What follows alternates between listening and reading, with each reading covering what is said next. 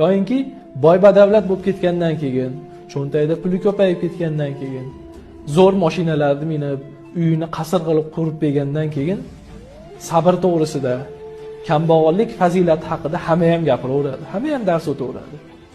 Chunki uni qalbi xotirjam, puli bor, qarzi yo'q, muammosi yo'q. Xotirjamchilikdan, sabrdan, bu qora kunlarga sabr qilishlikni hamma boy badavlat odam ham gapiraveradi. Haqiqiy mardlik nima desa, o'sha sabrdir. O'sha qanoatli bo'lishdi.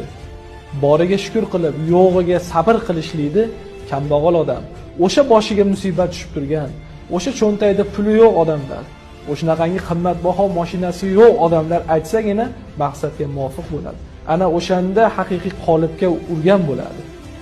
Chunki qorni to'q odam qorni och odamga bemalol aql o'rgatadi, sabr qilgin. Bir kun emas bir kun sen ham taom yeysan, qorning to'yadi.